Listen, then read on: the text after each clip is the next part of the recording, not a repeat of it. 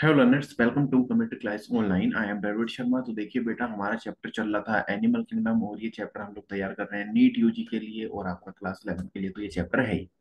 सो देखिए, animal kingdom को हम लोग अब स्टार्ट करेंगे और हमने इसमें क्या करा था, हम ऑलरेडी इसका इंट्रोडक्शन देख चुके हैं। ठीक है, इंट्रोडक्शन में हमने देख लिया था, चैप्टर के बारे में थोड़ी बहुत चीजें जानी थी। आज हम आगे बढ़ेंगे, लेकिन उससे पहले मैं जल्दी जल्दी आपको रिवाइज कराया था मैंने पहले लेक्चर में क्या पढ़ा है। क्योंकि देखिए, रिवीजन का ये फायदा होता है कि अगर आपने उस समय वह कंसेप्ट कंसेप्ट पढ़ लिए सारे, ठीक है, जो मैंने आपको बताए थे, तो आप उन्हें क्या कर लोगे, एक बार रिवाइज कर लोगे। और जिन्होंने नहीं भी पढ़े वे भी क्या कर लेंगे, उन्हें फटाफट समझ लेंगे। तो मैंने आपको थोड़ी सी कहानी बताई थी और मैंने कहानी शुरू करी थी कहाँ से, मैंने कहानी शुरू करी थी फाइव किंगडम क्लासिफिकेशन से। ठीक है, मैंने बताया था फाइव किंगडम क्लासिफिकेशन आज बटाकर ने दिया था, 1969 में दिया था। उसमें कौन कौन से किंगडम आए थे, मोनेरा आया था, प्रोटिस्टा आया था, फंगाई आया था, एनिमल आया था, प्लेंटी आया था। मोनेरा में आपके प्रोकैरियोट्स आए थे, यूएनसेलुलर आए थे, वहीं प्रोटिस्टा, फंगाई और एनिमेलिया और प्लेंटी में आपके कौन आए थे, आपके यूकैरियोट्स आ गए थे। तो ये हमने यहाँ पर इसकी बात करी थी। ठीक है, और ये सारी बातें मैं आपको ऑलरेडी बता के आ चुका हूँ। कहाँ पर? ये सारे मैंने आपको पढ़ाया अच्छे से डिटेल में बायोलॉजिकल क्लासिफिकेशन पर। अगर आपको डाउट है तो आप, फिर भी कोई डाउट रहता है तो आप वहां जाके चेक कर लेना। ठीक है, जो चीज समझ में नहीं आए थोड़ा सा, अगर आपको हमारे डिटेल में देखने का, तो आप बायोलॉजिकल क्लासिफिकेशन की प्ले लिस्ट में जाइए और सेलेक्ट करना है बायोलॉजिकल क्लासिफिकेशन, और आपको बिल्कुल एकदम सीक्वेंस में सारे वीडियो लेक्चर्स आपको वहां पर मिल जाएंगे। और वहां पर एक अच्छी बात हो रहा है कि आपको वहां पर मेरे हैंड रिटन नोट्स मिलेंगे, जो आपको यहाँ पर भी मिल ही रहे हैं। चलिए, अब हम बात कर रहे हैं किसकी, हम बात करते हैं। ठीक है, फिर मैंने आपको एक टेबल बताया था, टेबल में मैंने बताया था किस तरीके से स्टार्ट करना है। सबसे पहले हमें देखना है एनिमल के बारे में। ठीक है, एनिमल्स कैसे होते हैं, मल्टी सेलुलर होते हैं। फिर हमने इन्हें किस में देखा था, इनकी लेवल ऑफ ऑर्गेनाइजेशन देखी थी। जैसे हमने cellular level organisation, tissue, organ, organ system level of organisation देखी। सेलुलर लेवल में हमने पोरीफेरा देखा और देखा कैसे थे, आपके एसिमेट्रिकल थे। फिर हमने देखा टिश्यू, ऑर्गन, ऑर्गन सिस्टम। फिर इसके आगे हमने डिवाइड करा था किसमें, सिमेट्री में। तो सिमेट्री हमने कैसी देखी थी, रेडियल, बायलेटरल। ठीक है, रेडियल देखी थी और बायलेटरल देखी थी। और हमने देखा था कि यहाँ पर जिनमें रेडियल सिमेट्री है वहां पर आपकी टिश्यू लेवल ऑफ ऑर्गेनाइजेशन दिख रही थी। और कौन कौन से फाइलम आ गए थे आपके, निडेरिया एंड टिनोफोरा। ठीक है, फिर बायलेटरल में फिर ऐसे हमने सिलोम देखी, जैसे एस्लोमेट, स्यूडोसिलोमेट, यूसिलोमेट। और एस्लोमेट में हमने देखा था भाई ऑर्गन लेवल ऑफ ऑर्गेनाइजेशन देखने मिल रहा है। शूडो में देखा था हमने organ system level of organisation देखने मिल रहा है। यूसिलोमेट में हमने देखा था भाई organ system level of organisation देखने मिल रहा है। अब एस्लोमेट और organ system level of organisation कौन से फाइलम में, प्लेटीहेल्मिन्थीज में, शूडो में आपका एस्केल्मिन्थीज में, और आपका यूसिलोमेट आपका जो है एनिलेडा, आर्थ्रोपोडा, मोलस्का, इकाइनोडर्मेटा, हेमिकोडेटा, कोडेटा। थोड़ा फास्ट है क्योंकि ये क्या करना है, डिवीजन करना है। ठीक है, ओके। फिर देखिए हमने क्या देखा था, फिर फाइलम अंडर एनिमल किंगडम। सो इसमें मैंने आपको पूरी एक लिस्ट भी बनवाई थी यहाँ पर, मेरे को ध्यान है, ओके ये रही। सो मैंने आपको कहा था बेटा, इस चैप्टर को स्टार्ट करने से पहले आपको फाइलम तैयार करने पड़ेंगे। ठीक है, सो हमने यहाँ पर कौन कौन से फाइलम्स देखे थे, तो हमने यहाँ पर 11 फाइलम्स को हमें पढ़ना होता है। सबसे पहला होता है पोरीफेरा, सेकंड है निडेरिया, थर्ड है टिनोफोरा, फोर्थ है प्लेटीहेल्मिन्थीज, फिफ्थ है आपका एस्केल्मिन्थीज, सिक्स्थ है एनिलिडा, सेवंथ है आर्थ्रोपोडा और एट है आपका मोलस्का, नाइन्थ हो जाएगा इकाइनोडर्मेटा, 10 हो जाएगा हेमिकोडेटा और 11th हो जाएगा आपका कोडेटा। तो ये सारे आपको यहाँ पर फाइलम जानने हैं। इनके अंदर भी और भी चीजें हैं, क्लासेस वगैरह, जो कि आप लोग अभी आगे आने वाले लेक्चर्स में पढ़ोगे। ओके, फिर हम बात कर रहे हैं किसकी, लेवल ऑफ ऑर्गेनाइजेशन की। तो लेवल ऑफ ऑर्गेनाइजेशन मैंने आपको बताया था उस दिन कौन कौन से होते हैं। तो आपने, तो फिर आपको पता भी है, जैसे है ना, आप बचपन से पढ़ाते हैं, सेल, ग्रुप ऑफ सेल से क्या बन गया भाई, टिश्यू बन गया। ग्रुप ऑफ टिश्यू से क्या बना, ऑर्गन बना। और ऑर्गन के ग्रुप से क्या बना है, आपका ऑर्गन सिस्टम बना है। तो यह सारी बातें मैंने यहाँ पर आपको मेंशन कर दी थी। और मैंने आपको एक यहाँ पर नोट पॉइंट भी डलवाया था कि ध्यान रखेंगे that there is no animal which is unicellular. ठीक है, ऐसा कोई भी एनिमल नहीं है जो कि आपका यूनिसेलुलर है। अगर आपसे फिर भी क्वेश्चन पूछ लेता है, बताइए कि विच ऑफ द फॉलोइंग, अगर कोई यूनिसेलुलर ऐसा कह रहा है क्वेश्चन, मान लीजिए कि आपका यूनिसेलुलर है। ठीक है, पहली बात तो एनिमल्स आपके यूनिसेलुलर नहीं होंगे, और आपसे कहा जा रहा है कि बताइए यूनिसेलुलर यूकैरियोट्स आपके कहाँ पर मिलते हैं। तो आपका आंसर रहेगा it's found in kingdom protista. ठीक है, तो कौन से उसमें मिलेंगे भाई, प्रोटिस्टा में मिलेंगे। कौन मिलेंगे प्रोटिस्टा में, सिंगल सेलुलर यूकैरियोट। ओके, फिर इसके बाद देखिए सिमेट्री के बारे में हमने देखा था। तो सिमेट्री के बारे में हमने तीन तरह की सिमेट्री को यहाँ समझा था। सबसे पहले हमने समझा था यहाँ पर कौन सी सिमेट्री, सबसे पहले हमने यहाँ समझी थी आपकी एसिमेट्रिकल। एसिमेट्रिकल का मतलब क्या है, ए लग गया है ना, एसिमेट्रिकल मतलब जिसमें सिमेट्री ना हो। फिर हमने समझा था किसके बारे में, फिर हमने समझा यहाँ पर रेडियल के बारे में। किसके बारे में समझा भाई, रेडियल के बारे में समझा। और रेडियल में क्या देखा हमने, when any longitudinal plane passing through the central axis, condition क्या थी, passing through the central axis. कहां से भाई, सेंट्रल एक्सिस से, ये रही central axis. Okay, when any plane is passing through the central axis of the body and divide organism into identical half. मान लीजिए मैंने यहाँ बताया भी था, मान लीजिए आपके पास कोई एक सर्कुलर प्लेट है, ठीक है, आप उसको इस तरीके से भी कट करेंगे तो भी इक्वली कट हो, इस तरीके से कट लगाएंगे तो भी इक्वली कट हो, और कैसे भी लगाएंगे मतलब इक्वली कट हो जाए। तो ऐसी वाली सिमेट्री को आप लोग कहते हो रेडियल सिमेट्री। वहीं अगर हम बात करते हैं बायलेटरल, तो बायलेटरल में मैंने बताया था, मान लीजिए ह्यूमन है, अगर आपको उसको कट करना है, ठीक है, मान लो भाई तुम्हें सर से गुस्सा हो, मेरे से गुस्सा हो, अगर तुम्हें और आपको मेरे को कट करना है तो कैसे करोगे? तो मेरी सिमेट्री करनी है तो आप मेरे को कैसे कट करोगे? इस तरीके से कट करोगे, है ना, इस तरीके से कट कर दोगे। और एक ही लाइन से सिमेट्री हो सकती है, अगर मेरे को इक्वली कट करना है ना, तो इस तरह की सिमेट्री को कहते हैं हम लोग बायलेटरल सिमेट्री। ओके। फिर बायलेटरल सिमेट्री के बाद हमने अब किसकी बात की थी? फिर इसके बाद हमने बात कर ली थी जर्म लेयर की। किसकी बात करी थी भाई? हमने बात की थी जर्म लेयर की। तो जर्म लेयर के बारे में मैंने आपको क्या क्या चीजें बताई थी? तो जर्म लेयर के बारे में मैंने आपको बताया था कि हमारा जाइगोट बनता है ना, फिर जाइगोट में आगे चले क्या होते हैं, आपकी प्रोसेस होती रहती है अलग अलग, और एक कंडीशन ऐसी आती है जब आपकी क्या बनती है, एम्ब्रियोनिक लेयर। तो इसमें आपको क्या क्या पढ़ना है? सबसे पहले आपको इसमें पढ़ना था डिप्लोब्लास्टिक जर्म लेयर, मतलब ये कौन सी कंडीशन है? ये ऐसी कंडीशन है जब आप क्या देखेंगे कि जो एम्ब्रियोनिक लेयर है इसमें आपकी दो लेयर बननी है, एक बननी है एक्सटर्नल, एक बननी है इंटरनल। एक्सटर्नल को कह रहे हैं आप एक्टोडर्म, इंटरनल को कह रहे हैं आप एंडोडर्म, और इनके बीच में क्या मिल रही है आपको? मीजोगीलिया। इनके बीच में क्या मिल रही है?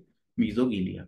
ठीक है, तो इसको आप क्या कह देंगे? इसको आप कह देंगे कौन सी कंडीशन है भाई? ये यहाँ पर आपकी डिप्लोब्लास्टिक कंडीशन है, मतलब एम्ब्रियोनिक लेयर के समय। ठीक है, ऐसी आप कह सकते हैं ऐसे ऑर्गेनिज्म जिनमें क्या होगा आपका, जिनमें आपको टू एम्ब्रियोनिक लेयर देखने मिल रही है, तो वो कौन हो गए आपके? भी हो जाएंगे डिप्लोब्लास्टिक। इसका एग्जांपल क्या हो जाएगा? प्लेटी हेलमंथीस। क्या हो जाएगा आपका? सॉरी, नॉट प्लेटी हेलमंथीस, प्लेटी हेलमंथीस से पहले पहले। ठीक है, प्लेटी हेलमंथीस से पहले वाले। अब कौन कौन हो जाएंगे आपके इसमें? जैसे निडेरिया, टिनोफोरा, इसमें आएंगे आपके डिप्लोब्लास्टिक में आएंगे। और इस चीज को मैंने यहाँ पर आपको एक डायग्राम में भी रिप्रेजेंट कर रखा है। ठीक है, यहाँ पर मैंने आपको इसमें डायग्राम में भी रिप्रेजेंट कर रखा है कि देखो भाई, ये हो गई आपकी एक्टोडर्म बाहर वाली, अंदर वाली हो गई एंडोडर्म, बीच वाली हो गई मीजोगीलिया। कौन सी होगी? बीच वाली मीजोगीलिया। और वहीं अगर हम बात करते हैं इसकी ट्रिप्लोब्लास्टिक की, तो ये रहा आपका ट्रिप्लोब्लास्टिक। ट्रिप्लोब्लास्टिक में आप क्या देखोगे? मतलब जिसमें थ्री एम्ब्रियोनिक लेयर मिलेंगी, एक्टो, एंडो, मीजो, और अंदर क्या होगा? ल्यूमन। ल्यूमन तो आपको हर जगह मिलना है। फिर इसके बाद देखो, फिर हमने एक कहानी समझी थी हमारे हीरो हीरा लाल की।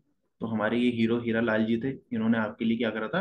कंट्रीब्यूशन दिया था। ठीक है, आपको सिलोम समझ में आ जाए तो आपने क्या करा, इन बेचारों को यहाँ से कट कर दिया था, और कट करके आपने देखा कि भाई साहब के पास क्या है, सबसे बाहर क्या है? बॉडी वॉल है। बॉडी वॉल के नीचे क्या है? पैरेटल पेरिटोनियम है। पैरेटल पेरिटोनियम एक्चुअली क्या है? आपकी मीजोडर्म ही है।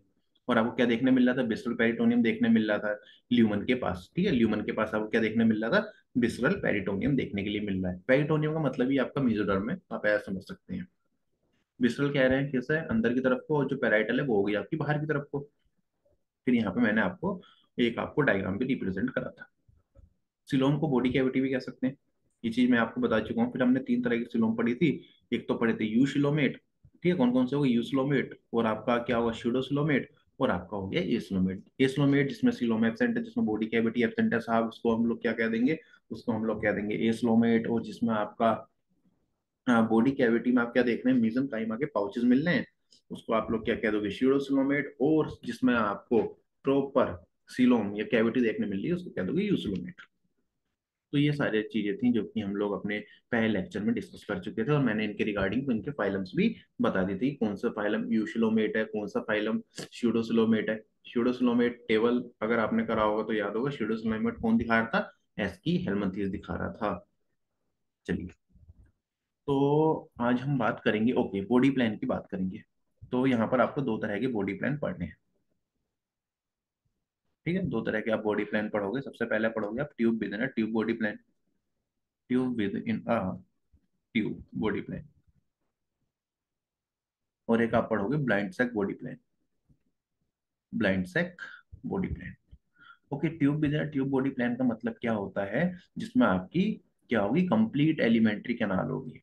कंप्लीट एलिमेंट्री कैनाल हो, जिसमें वो क्या हो जाता है आपका? Tube within a tube body plan. For example, ये यहाँ पे आपको जैसा एग्जाम्पल लेते हैं, ठीक है, ह्यूमंस में आपको क्या देखने मिलता है? Tube with tube body plan. और ये आपका कहाँ से स्टार्ट हो जाता है? ध्यान रखेंगे, फाइलम एस्की हेलमंथीस से लेकर, कहाँ से भाई? फाइलम एस्की हेलमंथीस से लेकर आपका कोर्डेट तक आपको क्या दिखता है? Tube with tube body plan. और इसको आप लोग कैसे ध्यान रखेंगे, ठीक है, यहाँ से लेके यहाँ तक। या फिर मैं सिंपल भाषा में कह सकता हूँ जिसमें आपको दो ओपनिंग देखने के लिए मिलती है। एक से क्या होता है, आपका इंजेक्शन होता है फूड का, इंजेक्शन होता है एक ओपनिंग से, और एक ओपनिंग से क्या होता है, एक्सक्रीशन होता है। ठीक है, एक क्या करेगी, फूड को इंजेक्शन करने के लिए होगा, ठीक है, फूड को टेक के लिए होगा, और आपका एक हो जाएगा एक्सक्रीशन के लिए, जिनमें दो ओपनिंग मिलती है। ह्यूमंस भी तो ऐसे ही होते हैं, हम लोग क्या करते हैं, माउथ के थ्रू खाते हैं, ठीक है, वो जो फीकल विकल मैटर निकलता है वो सब क्या होता है, एनल पोर के थ्रू क्या होता है, बाहर होता है। वहीं ब्लाइंड सेक बॉडी प्लान की अगर हम बात करते हैं, तो यहाँ पर आप क्या देखोगे कि यहाँ पर क्या देखने के लिए मिलेगा आपका, ओनली माउथ। ठीक है, ये क्या मतलब ऐसे ऑर्गेनिज्म है आपके जिनमें आपको क्या देखने मिलेगी, incomplete alimentary canal, incomplete alimentary canal जिनमें देखने मिला है। मतलब यहाँ पर ये जो इनका माउथ है, उसके थ्रू ही क्या करेंगे, ये फूड का इनटेक करेंगे, फूड का इनटेक करेंगे, और इसी के थ्रू ये क्या करेंगे, फूड को एक्सक्रीट कर देंगे। ठीक है, क्या करेंगे, फूड को एक्सक्रीट करेंगे, या फिर मैं कह सकता हूँ जो भी आपका वो हो जाएगा, ठीक है, ये डाइजेस्टेड फूड हो गया, ठीक है, आप पूरा प्रोसेस होने के बाद, या फिर आप कह सकते हो वेस्ट को एक्सक्रीट करेंगे। वो ही क्या होते हैं आपके इस तरह की बॉडी प्लान को कहते हैं ब्लाइंड सेक बॉडी प्लान, तो ध्यान रखेंगे। ठीक है, मुद्दे की बात क्या है, आपको ध्यान रखना है, tube within a tube body plan आपको कहाँ पर देखने के लिए मिलता है, तो tube within a tube body plan आपको देखने के लिए मिलता है कौन से फाइलम से, फाइलम एस्कियलमेंथीव से लेकर आपका कोर्डेट तक, एस्कियलमेंथीव से लेकर कोर्डेट तक आपको कौन सा फाइल क्या देखने मिलता है, tube with in tube body plan. और वहीं अगर हम बात करते हैं ब्लाइंड सेक बॉडी प्लान आपको कहाँ से कहाँ तक देखने के लिए मिलता है, तो ये आपको देखने के लिए मिलता है निडेरिया से लेकर प्लेटियम तक। अब आपको समझ में आ रहा होगा कि मैंने आपसे क्यों बोला था कि भाई पहले आपको फाइलम्स को तैयार कर लेना है अच्छे तरीके से, तो आप ये चीज ध्यान रखेंगे। इसके अलावा एक बॉडी प्लान और होता है आपका, ठीक है, तो मैं इसे यहाँ बनाया था उस बॉडी प्लान को, और वह बॉडी प्लान है आपका cell aggregate body plan, cell aggregate body plan, body plan. तो सेल एग्रीगेट बॉडी प्लान में आप ध्यान रखेंगे कि यहाँ पर कोई आपको इस एक कोई एलिमेंट्री कैनाल वगैरह नहीं देखने मिलती, ठीक है, सेल का एग्रीगेशन होता है, किसका एग्रीगेशन होता है, यहाँ पर सेल का एग्रीगेशन होता है, ये चीज आपको ध्यान रखनी पड़ेगी। और आपको ध्यान रखना पड़ेगा कौन से फाइलम में आपको ये देखने के लिए मिलता है, तो ये आपके लिए एक नोट पॉइंट भी है, यहाँ तो डायरेक्ट क्वेश्चन पूछ लिया जाता है कि आपको सेल एग्रीगेशन बॉडी प्लान कहाँ देखने के लिए मिलता है, तो ये आपको देखने के लिए मिलता है फाइलम पोरीफेरा में, और यहाँ पर आपको कोई एलिमेंट्री कैनाल देखने के लिए नहीं मिलती, नो एलिमेंट्री कैनाल। ठीक है, और इसमें आप क्या देखोगे, इनकी जो बॉडी होती है इसमें क्या होते हैं, काफी सारे माइक्रोपोर्स होते हैं, ठीक है, क्या होते हैं भाई, पोर्स होते हैं, जिनको हम लोग क्या कहते हैं, ओस्टिया कहते हैं। ओस्टिया के थ्रू क्या होता है आपका, वाटर इनसाइड आ जाता है, और जब वाटर इनसाइड आता है तो फिर क्या होगा, यहाँ पर आपको काफी सारे सेल्स देखने मिलेंगे जिनको हम लोग कहते हैं कोलर सेल्स, उसकी हेल्प से ये करते हैं अपना फूड का इंटेक वगैरह, ठीक है, सारा प्रोसेस करते हैं। ये सब हम डिटेल में पढ़ने वाले हैं, परेशान मत होना, जो ऐसे हम लोग अभी पोरीफेरा स्टार्ट करेंगे। ओके, फिर इसके बाद है आपका सर्कुलेटरी सिस्टम, बहुत सिंपल सी चीज है सर्कुलेटरी सिस्टम। और सर्कुलेटरी सिस्टम में एक आपको ट्रिक भी मिलेगी जिससे आप लोग क्या करोगे, फाइलम्स को ध्यान रखोगे। ठीक है, तो दो तरह के सर्कुलेटरी सिस्टम आपको पढ़ने हैं, एक पढ़ना है आपको ओपन सर्कुलेटरी सिस्टम, एक पढ़ना है आपको क्लोज सर्कुलेटरी सिस्टम। ठीक है, तो ये दो सर्कुलेटरी सिस्टम आप लोग यहाँ पर क्या करोगे, पढ़ोगे।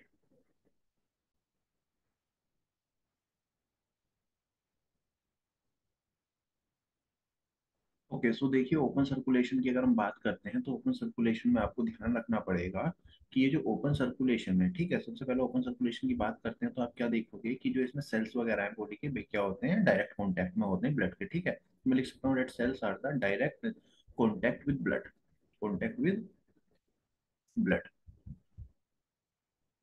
ब्लड। इसके अलावा आप ध्यान रख सकते हैं कि इसमें ओपन सर्कुलेशन में कि भाई यहाँ पर आप देखते हो तो जो ब्लड फ्लो होता है वो लेस प्रेशर से फ्लो होता है। ठीक है, ब्लड जो फ्लो हो रहा है वो कैसा हो रहा है आपका, लेस प्रेशर से फ्लो हो रहा है। और अगर जो ब्लड फ्लो हो रहा है उसकी एफिशिएंसी क्या है, लेस है, लेस एफिशिएंसी, ब्लड फ्लो की क्या है, लेस एफिशिएंसी। और आपको ध्यान रखना पड़ेगा ये आपको फाइलम कौन कौन से फाइलम में देखने के लिए मिलता है, open circulation. So open circulation आपको देखने के लिए मिल जाएगा आपको आर्थ्रोपोडा में, आपको मोलस्क में देखने मिलेगा, और आपको देखने के लिए मिलेगा किसमें, हेमिकोडेट्स में, और आपको देखने के लिए मिलेगा इकाइनोडर्मेटा में। तो परेशान होने की ट्रिक नहीं है, परेशान होने की जरूरत नहीं है, क्योंकि हमारे पास ट्रिक है, मैं बोल रहा हूँ परेशान होने की ट्रिक नहीं। तो देखो एस से क्या हो जाएगा आपका, एस से हो जाएगा आपका हेमी कोर डेटा फाइलम, जिसमें आपको ओपन सर्कुलेशन देखने के लिए मिलेगा। यहाँ पे हो जाएगा आपका इकाइनोडर्मेटा, इकाइनोडर्मेटा। यहाँ पर हो जाएगा आपका मोलस्का। यहाँ पर हो जाएगा आपका आर्थ्रोपोड, आर्थ्रोपोड।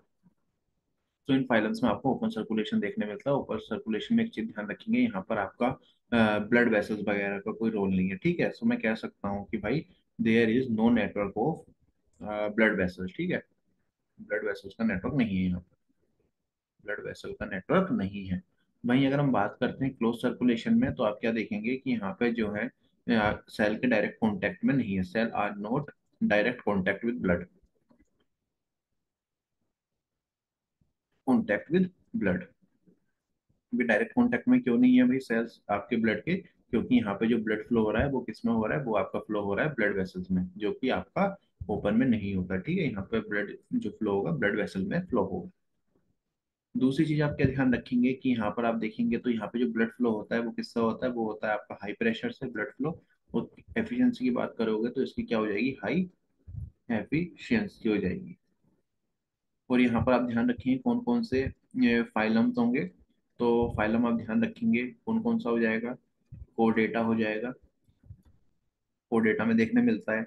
एनिलीडा में आपको देखने के लिए मिलता है। एनिलीडा को स्टार मार्क करो, स्टार मार्क क्यों, क्योंकि जब मैं आपको पढ़ाऊंगा बॉडी फ्लूइड एंड सर्कुलेशन, ये वाली लाइन एनसीईआरटी ने वहां दे रखी है भाई, क्लोज सर्कुलेटरी सिस्टम आपको एनिलीड्स में देखने मिलता है। और यहीं से एग्जामिनर क्या करता है, क्वेश्चन दे देता है, और आप सोचते हो यार एनिमल किंगडम में हमने तो पढ़ा नहीं था ये, या पढ़ा भी था तो अब ध्यान नहीं आ रहा।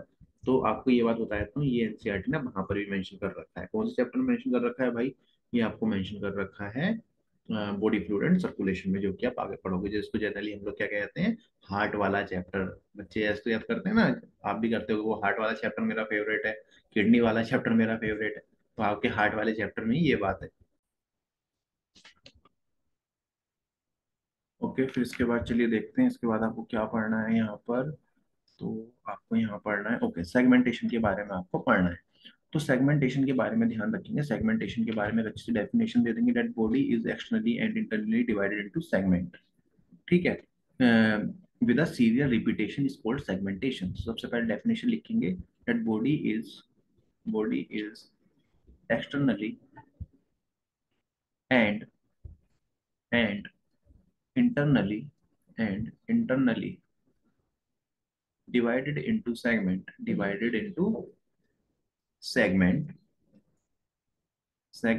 with serial repetition, with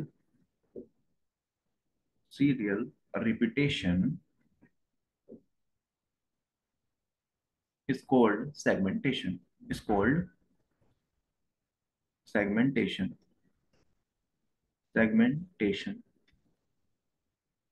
इसका जो एग्जाम्पल बन जाएगा वह बन जाएगा भाई आपका अर्थवॉर्म बन जाएगा, ठीक है। एग्जाम्पल ध्यान रखना, एग्जाम्पल इंपॉर्टेंट है ये, अर्थवॉर्म।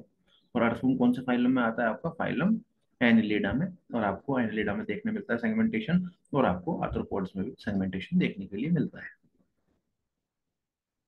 चलिए फिर इसके बाद क्या है आपका, इसके बाद है आपका नोटोकोड।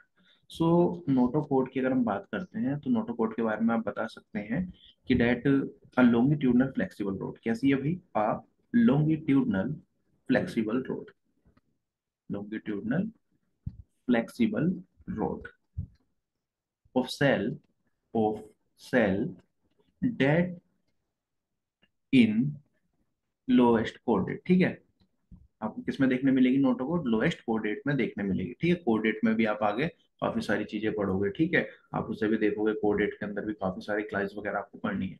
तो एक चीज ध्यान रखेंगे कि क्या है, आपकी एक फ्लेक्सिबल रोड लाइक स्ट्रक्चर है, जो कि आपको किसमें मिल रहा है, लोअर कोऑर्डिनेट्स में मिलेगा। ठीक है, उसमें आप ध्यान रख सकते हैं, जैसा आपको लैम्प्रे में देखने मिल जाएगी, तो मैं ये कुछ एग्जांपल दे रहा हूँ, ठीक है। लैम्प्रे में देखने मिल जाएगी आपको, लेंसलेट में देखने मिल जाएगी। लैम्प्रे और लेंसलेट में आपको कोऑर्डिनेट्स में पढ़ाने वाला हूँ, ठीक है। मैं यहाँ पर आपको बताने वाला हूँ ये किस किस में आते हैं, क्या ये आपके यूरो कोऑर्डिनेट में आते हैं, क्या ये आपके शिपेलो कोऑर्डिनेट में आते हैं, या ये आपके वर्टिब्रेट्स में आते हैं। तो ये सारी चीजें हम आगे डिस्कस करेंगे, तब तक ये दो एग्जांपल आप लोग याद करेंगे। अब देखिए मैं आगे क्यों कहता हूँ कि भाई आगे डिस्कस करेंगे, तो उसका एक बेनिफिट है। अब आपको एग्जाम्पल तो ध्यान है, ठीक है, एग्जाम्पल तो आपने रट रखा है। अब जब आप उसे आगे सुनेंगे तो आप कहेंगे हाँ ये चीज हमने नोटो कोड में वहां पढ़ी थी, सर ने वहां बताई थी। तो इससे क्या हो रहा है, आपका पीछे का सारा कंसेप्ट क्या हो रहा है, क्लियर होता जा रहा है। और आप खुद को भी अच्छा लगता है जब टीचर बोलता है ना कि इसका एग्जाम्पल लैम्प्रे है, तो आपके दिमाग में तुरंत आएगा लैम्प्रे नोटो कोड है भाई। ऐसी चीजें आप याद कर लेंगे। ओके। सो देखिए लैम्प्रे और लेंसलेट में आपको देखने मिलता है।